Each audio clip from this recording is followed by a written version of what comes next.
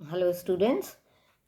इस पार्ट में हम 1880 के आगे जो परिवर्तन आए वित्तीय संदर्भ में उसकी बात करेंगे।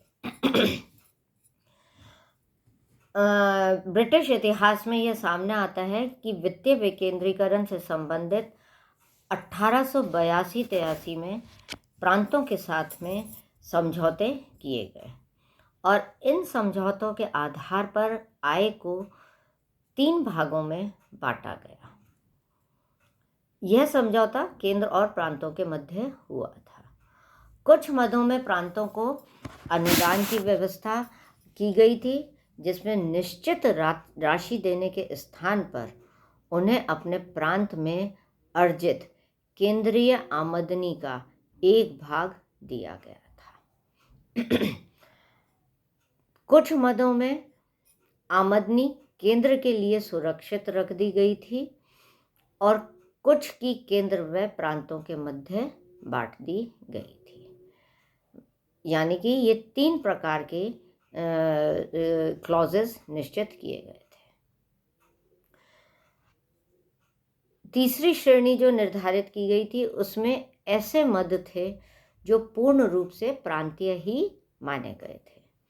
भविष्य में यदि कभी भी यह अनुभव किया जाए कि प्रांतों को आवंटित राशि कम है और उन्हें कम लग रही है, तो केंद्र उनको और धनराशि दे सकता था।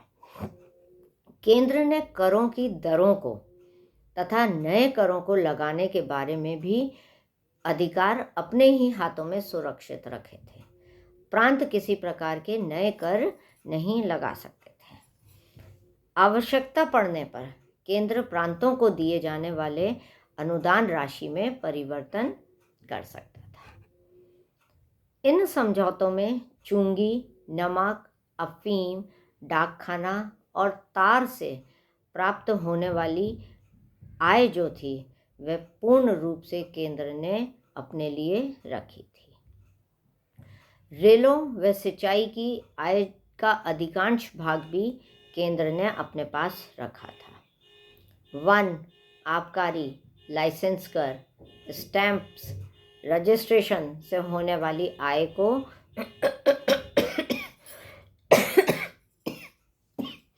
केंद्र व प्रांतों में बराबर बांट दिया गया था और बाकी जितनी भी मदें थी उसका अधिकार प्रांतों को दे दिया गया था।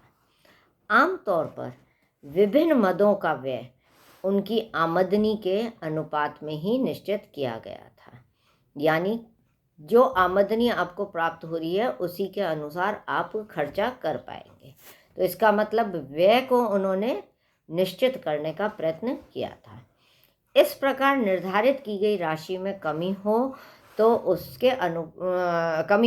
उससे प्रांत की भू राजस्व आमदनी के एक भाग से या केंद्र के द्वारा दिए जाने वाले अनुदान से पूर्ण रूप से पूर्ण करनी निश्चित की गई। यानी कि अगर प्रांतों को कुछ कमी पड़ती है तो वह कमी केंद्र के द्वारा पूरी की जाएगी या फिर भू राजस्व जो लोकल आय में सम्मिलित कर लिया गया था, प्रांतों की आमदनी में सम्मिलित कर लिया गया था, उसके माध्यम से पूरी की जानी थी। 5 वर्ष के बाद ये जो समझौता किया गया था इस प्रबंध की जांच की गई थी। प्रांतों ने इस जांच में यह मांग करी कि उन्हें न तो ऋण जारी करने का अधिकार है और न ही वे अपने इलाकों में लागू होने वाली योजनाओं में खर्चे करने के लिए पूरी तरह से स्वतंत्र हैं। केंद्र व प्रांतों में विभाजित मदों के अनुपात भी समान नहीं हैं। उदाहरण के तौर पर प्रांतों ने कहा कि 1887 में जो समझौता किया गया, इस समझौते में बम्बई प्रांत को भू राजस्व की आमदनी का 60% दिया गया, जबकि बंगाल में हम देखते हैं कि उन्हें 32% का ही अनुदान दिया गया था। 1904 में केंद्र का बजट संतुलित होने के कारण, यानी घाटे की पूर्ति कर ली गई थी, तो प्रांतों के साथ में किए गए जो समझौते थे उनको स्थायी मान लिया गया था। शिक्षा, कृषि और अन्य विकास कार्यों के लिए प्रांतों को पहले की अपेक्षा अधिक अनुदान दिया गया, क्योंकि अब केंद्र सरकार को घाटा नहीं हो रहा था। इसके फलस्वरूप 1919 और 1920 में प्रांतों की आय व व्यय की राशि, जो 1871-72 में केंद्र व प्रांतों की आमदनी का 11% थी। यानी कि 1920 और 21 में हम देखते हैं कि प्रांतों की आय और व्यय की राशि जो थी वह 1871-72, मतलब पुराने जो राशि अनुदान में दी गई थी उससे 11% 11% जो पहले थी उससे बढ़ा करके अनुदान राशि को अब 30% कर दिया गया था। पुनः 1907 में एक वित्तीय आयोग की गठन किया गया था। इसमें वित्तीय विकेंद्रीकरण आयोग की जो सिफारिशें थीं वह निम्न प्रकार से थी, और इसका गठन जो किया गया था वह मुख्य रूप से वित्तीय संबंधों की, जो केंद्र और प्रांतों के मध्य में जो वित्तीय संबंध थे उन संबंधों की जांच के लिए किया गया था। उन्होंने अपने प्रतिवेदन में परिवर्तन कुछ ज़्यादा नहीं किए, क्योंकि जो अब 1882, 83 और 87 में जिस प्रकार के समझौते किए गए थे, 1904 में जो समझौता किया गया था, उसके फलस्वरूप प्रांतों को जो वित्तीय व्यवस्था का लाभ मिलना प्रारंभ हुआ था, तो उससे उन्होंने ये जो आयोग बैठाया गया था, वित्तीय विकेंद्रीकरण आयोग, उसने महत्वपूर्ण परिवर्तन करने की आवश्यकता ही महसूस नहीं की। बस उन्होंने जो सिफारिश करी थी वह ये कि यदि प्रांतों को करों में वृद्धि करने का अधिकार दिया जाए तो भी वे ऐसा नहीं करेंगे, क्योंकि इस समय ऐसे मामलों में देश में जनमत प्रभावशाली नहीं है, अतएव केंद्र का नियंत्रण होना आवश्यक है। यानी जनता अभी इतना पार्टिसिपेशन नहीं कर रही है, अतएव ऐसी स्थिति में ज़रूरी नहीं है कि प्रांतों के हाथ में अधिकार दिए जाए, सिर्फ केंद्र इसको अपने पास में रख करके भी वित्तीय संबंधों को अच्छी तरह से चला सकता है। 1919 के अधिनियम में फिर परिवर्तन किए गए, और जो भारत सरकार अधिनियम बनाया था उसमें अब पहले के समान वायसरॉय के पास ही वित्तीय प्रबंधों का नियंत्रण दे दिया गया था, पर उसको इस मामले में भारत सचिव की बात, जो कि ब्रिटेन में बैठा हुआ था, secretary of state for India, तो भारत सचिव की बात उसको माननी पड़ती थी और सुननी पड़ती थी। लेकिन विधानसभाओं के विस्तार के कारण स्थिति में कुछ परिवर्तन हुआ, जब राजनीतिक उनको अधिकार दे दिए गए। प्रांत की विधायक सभाओं में कम से कम, क्योंकि अब 70% सदस्य जो थे वे चुन करके आने लग गए थे, अतः जनता के हितों के मामले में विधानसभा में सरकार की नीतियों की आलोचना की जा सकती थी। अतएव अब यह ज़रूरी समझा गया कि वित्तीय नीतियों में परिवर्तन करना आवश्यक है। तो जो नए परिवर्तन किए गए उसके अनुसार प्रांतों और केंद्र के मध्य कुछ मदों के विभाजन की प्रणाली का ही अंत कर दिया गया। अब मद पूर्ण रूप से या तो केंद्र को आवंटित किया जाने लगे या फिर प्रांत को। केंद्र के पास आयकर और प्रांतों के पास भू राजस्व आमदनी को रहने दिया गया। प्रांतों को शराब पर आबकारी कर, स्टैम्प्स और सिंचाई की आमदनी आवंटित की गई। प्रांतों को आवंटित मदों पर तथा मनोरंजन, सट्टेबाजी और उत्तराधिकारी के दस्तावेजों पर करों की दरों को निश्चित करने के अधिकार दे दिए गए थे। इस प्रकार से अब प्रांतों का स्फेयर जो था, जो कार्य क्षेत्र था, वह बढ़ा दिया गया था। उन्हें अकाल राहत कार्य तथा सिंचाई के ऐसे कार्यों पर जो अकाल या सूखे के बचाव करने में सहायक हो, केंद्र को धन देना ही पड़ता था। ऐसी आशा की गई थी कि इस व्यवस्था से केंद्र में बजट का घाटा हो सकता है कि रहे, क्योंकि भू राजस्व से प्राप्त होने वाली जो आय अभी तक केंद्र के पास जाती थी और जिसका प्रतिशत 26 था, यानी कि 1920 तक हम देखते हैं कि भू राजस्व से 26% आय केंद्र को मिलती थी, अब वह केंद्र को प्राप्त नहीं होगी।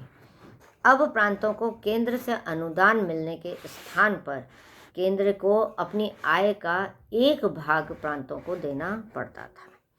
इसकी राशि निश्चित करने के लिए एक मैस्टन की अध्यक्षता में एक समिति नियुक्त की गई थी।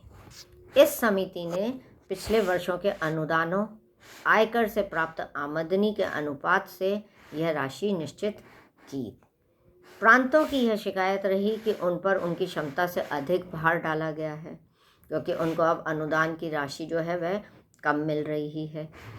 उदाहरण के तौर पे मद्रास, संयुक्त प्रांत और पंजाब मिल करके इस राशि का 78% भार वहन करते थे, जबकि बॉम्बे, बंगाल जो धनी प्रांत थे वे फिर भी मात्र 12%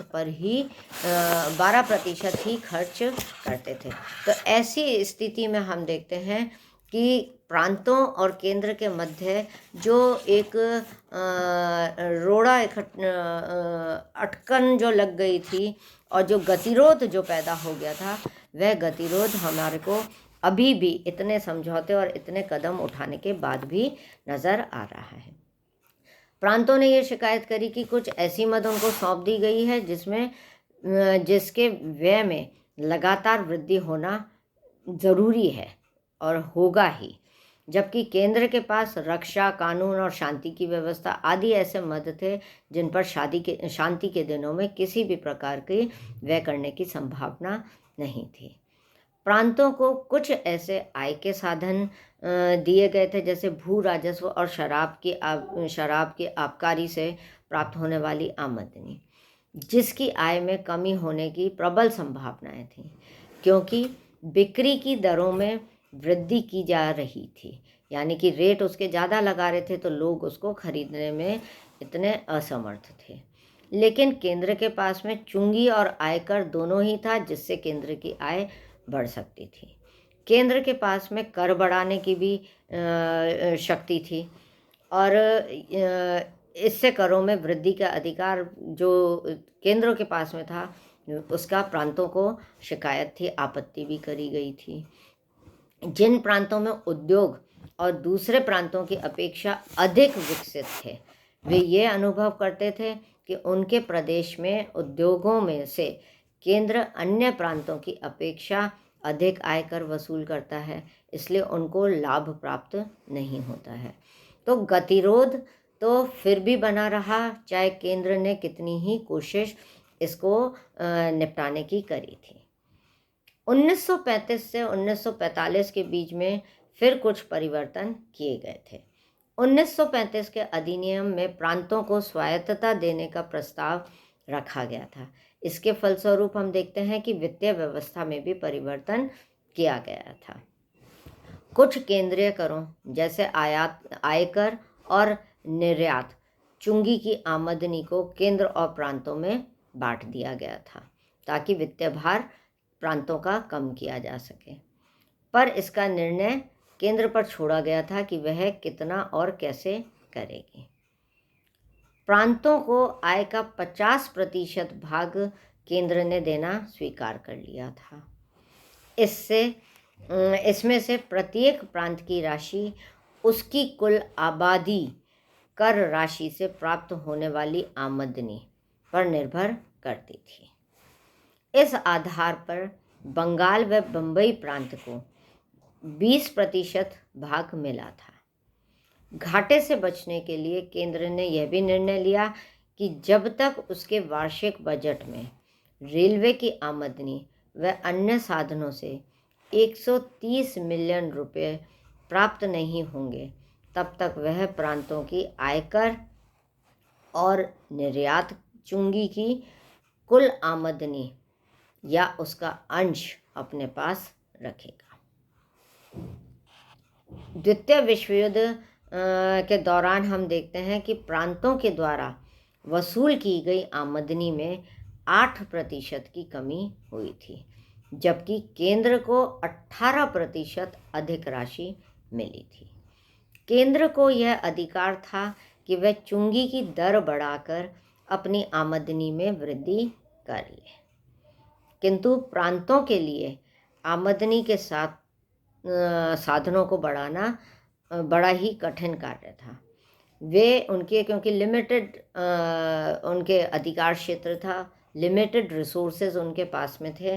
वे ना तो सिंचाई, ना ही वन आदि पे कर लगा करके अपनी आय बढ़ा सकते थे, क्योंकि यह सार्वजनिक यूज़ की चीज़ थी। अतः प्रांतीय सरकारों को वित्तीय कठिनाइयों का सामना वैसा ही करना पड़ा जो अब तक चलता आ रहा था। 1947 में जब सत्ता का हस्तांतरण हुआ, तब तक हम देखते हैं कि वित्तीय व्यवस्था इसी प्रकार की बनी रही। हालांकि स्वतंत्रता के पश्चात भी कोई विशेष परिवर्तन नहीं किए गए थे, और केंद्र और प्रांतों के मध्य उस समय हम देखते हैं कि शिकायतें लगातार ऐसी ही बनी रही थी। तो यह आपका वित्तीय विकेंद्रीकरण का टॉपिक इसी वीडियो में समाप्त होता है। Thank you.